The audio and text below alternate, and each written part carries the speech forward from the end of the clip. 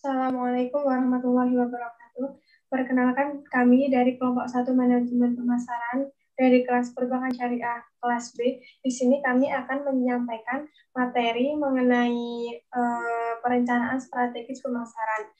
Sebelumnya izinkan kami memperkenalkan kelompok kami yang terdiri dari saya, Anissa Dia Lestari, Anang Maulana, dan Rifani Sukmaayu. Untuk mempersingkat waktu, kami langsung saja membacakan materi yang sudah kami buat.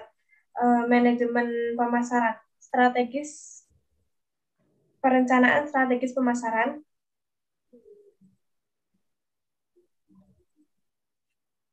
terdiri dari menentukan kebutuhan konsumen, yaitu kesuksesan berbisnis tergantung kepada konsumen. Maka dari itu, kita harus mengerti apa yang sedang dibutuhkan dan berusaha menciptakan produk yang tepat sesuai dengan kebutuhan mereka.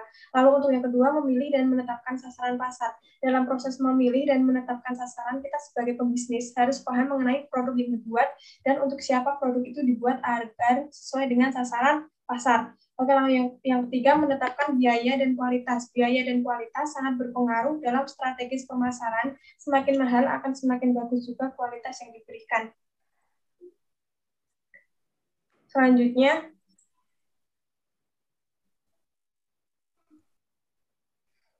melakukan promosi. Melakukan promosi merupakan hal yang paling penting dalam strategis pemasaran, bertujuan untuk mengenalkan produk kepada konsumen. Yang terakhir, mengembangkan produk. Setelah melakukan semua strategis dan hasil kurang maksimal dalam proses pemasaran, hal yang harus dilakukan selanjutnya yaitu mengembangkan produk agar bisa semaksimal mungkin dan bisa lebih banyak dinikmati konsumen. Selanjutnya, yaitu teori proses pemasaran menurut para ahli. Menurut Basus, Darmatz, dan Hani Handoko, pemasaran meliputi proses kegiatan perencanaan dalam pengelolaan barang dan jasa, penetapan bandrol harga dari barang dan jasa tersebut, hingga proses promosi maupun pendistribusiannya yang keseluruhannya memiliki tujuan untuk memenuhi kebutuhan maupun memperoleh keuntungan dari proses pemasaran tersebut. Lalu menurut Philip Holt dan Harry Armstrong, pemasaran adalah proses manajerial yang di dalamnya individu serta kelompok mendapatkan apa yang mereka butuhkan dan inginkan dengan menciptakan dan saling mempertukarkan produk-produk dan nilai satu sama lainnya. Lalu selanjutnya akan dibacakan oleh Anang Maulana. Boy Welker Lawrence, pemasaran adalah suatu proses analisis perencanaan, implementasi, koordinasi, dan pengendalian program pemasaran yang meliputi kebijakan produk, harga, promosi, dan distribusi dari produk, jasa, dan ide yang ditawarkan untuk menciptakan dan meningkatkan pertukaran manfaat dengan pasar sasaran dan upaya pencapaian tujuan organisasi. Definisi dan dasar pemikiran perencanaan strategis.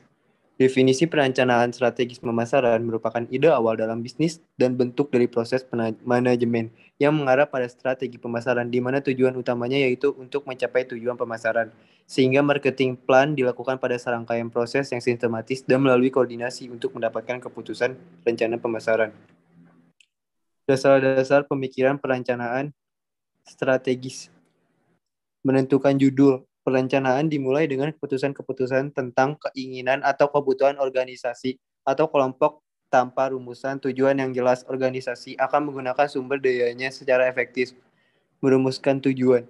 Karena tujuan dan rencana menyangkut waktu yang akan datang, hanya setelah keadaan perusahaan saat ini dianalisa. Rencana dapat dirumuskan untuk menggambarkan rencana kegiatan lebih lanjut. Tahap kedua, ini memerlukan informasi terutama keuangan dan data statistik yang didapatkan melalui komunikasi dalam organisasi. Mengidentifikasi segala kemudahan dan hambatan. Itu untuk mengukur kemampuan organisasi dalam mencapai tujuan. Oleh karena itu, perlu diketahui faktor-faktor lingkungan inter dan ekster yang dapat membantu organisasi mencapai tujuannya atau yang menimbulkan masalah. Mengembangkan rencana untuk mengukur kemampuan organisasi dalam mencapai tujuan. Oleh karena itu, perlu diketahui faktor-faktor lingkungan inter dan ekstern yang dapat membantu organisasi mencapai tujuannya atau yang menimbulkan masalah.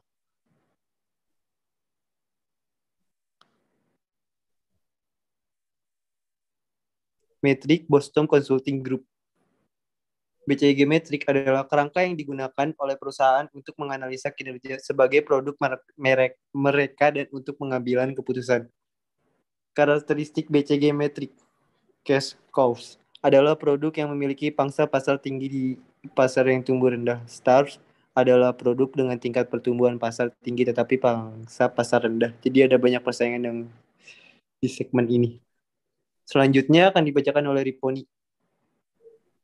Karakteristik selanjutnya yaitu question marks adalah produk yang mungkin memiliki pangsa pasar yang tinggi dan pertumbuhan pasar yang tinggi, tetapi pasar produk tersebut dipertanyakan apakah akan tumbuh lebih lanjut atau menurun. Selanjutnya itu dogs, diklasifikasikan sebagai dogs jika memiliki pangsa pasar yang rendah dan tingkat pertumbuhan yang rendah. Jadi produk-produk ini tidak menghasilkan uang tunai dalam jumlah besar atau membutuhkan investasi yang lebih tinggi.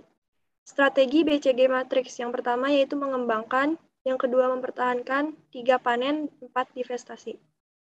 Kelebihan BCG Matrix, cara tingkat tinggi untuk melihat peluang, berpikir tentang bagaimana mengalokasikan sumber daya, sangat mudah digunakan dan dimengerti.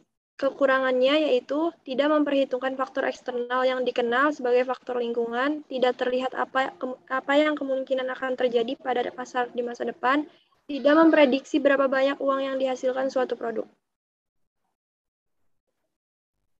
Sekian presentasi yang dapat kami sampaikan dari kelompok kami. Kurang lebihnya mohon maaf. Wassalamualaikum warahmatullahi wabarakatuh.